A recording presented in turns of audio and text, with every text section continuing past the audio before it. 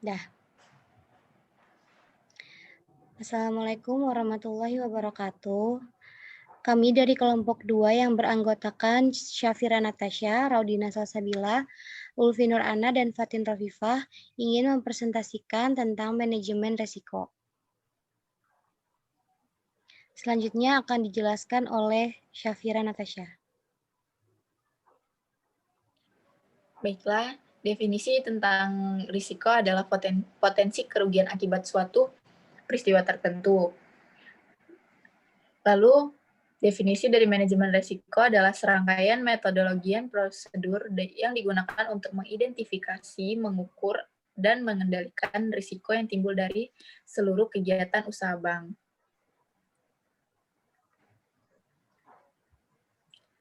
Selanjutnya, tujuan manajemen risiko terdiri dari 5, yaitu 1, melindungi perusahaan dari tingkat risiko signifikan yang dapat menghambat pencapaian tujuan perusahaan. 2, mendorong manajemen untuk bertindak produktif, mengurangi risiko kerugian.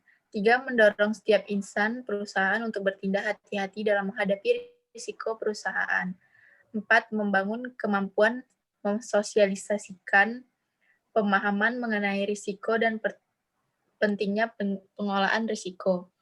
5, meningkatkan kinerja perusahaan melalui penyediaan informasi tingkat risiko yang dituangkan dalam peta risiko.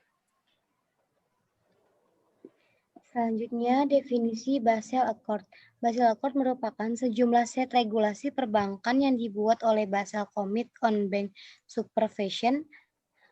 Aturan yang saat ini terdiri dari Basel 1, 2, dan 3 ini memberi rekomendasi tentang peraturan perbankan terhadap risiko modal, risiko pasar, dan risiko operasional.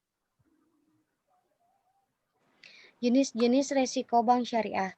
Jenis risiko bank syariah terdiri dari risiko kredit. Risiko akibat kegagalan nasabah atau pihak lain dalam memenuhi kewajiban kepada bank sesuai dengan perjanjian yang disepakati. Selanjutnya risiko pasar. Risiko pada posisi neraca dan rekening administratif akibat perubahan harga pasar. Risiko likuiditas.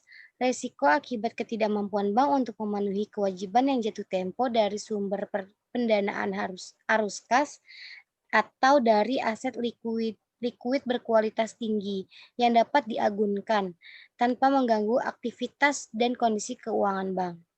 Risiko operasional, risiko kerugian yang diakibatkan oleh proses internal yang kurang memadai, kegagalan proses internal, kesalahan manusia, kegagalan sistem, atau adanya kejadian eksternal yang mempengaruhi operasional bank. Risiko hukum, risiko akibat tuntutan hukum atau kelemahan aspek yuridis. Risiko hukum timbul antara lain karena ketiadaan peraturan perundang-undangan yang mendukung atau kelemahan perikatan.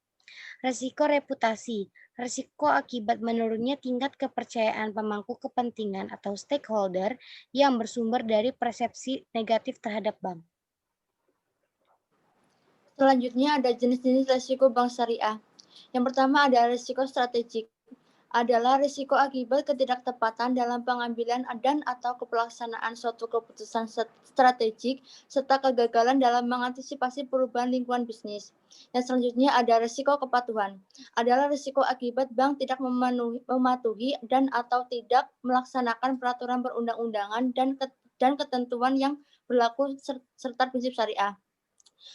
Selanjutnya ada risiko imbal balik atau rate of return risk, adalah risiko akibat perubahan tingkat imbal hasil yang dibayarkan bank kepada nasabah karena terjadi perubahan tingkat imbal hasil yang diterima bank dari penyaluran dana yang dapat mempengaruhi perilaku nasabah dana pihak ketiga bank.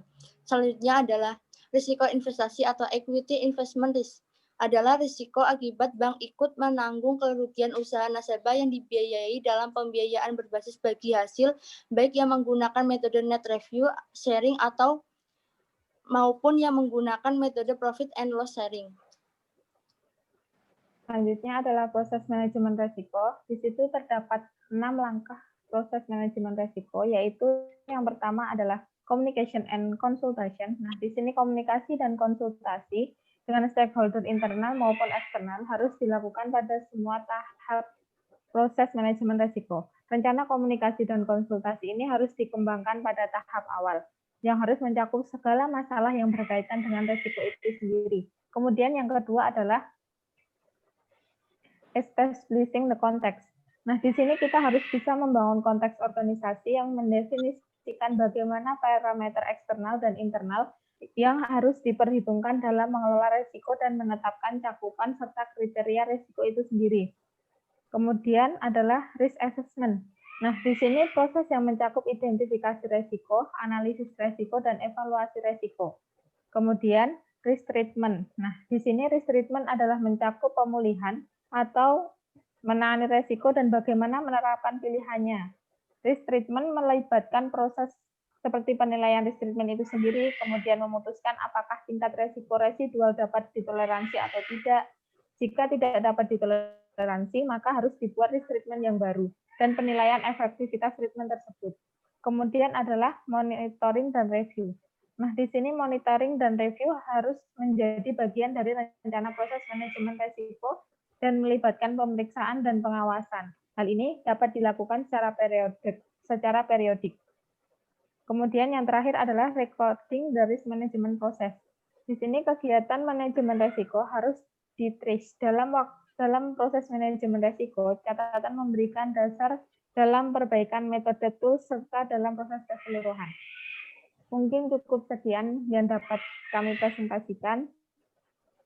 Banyak kurang dan lebihnya kami mohon maaf. Wassalamualaikum warahmatullahi wabarakatuh. Waalaikumsalam.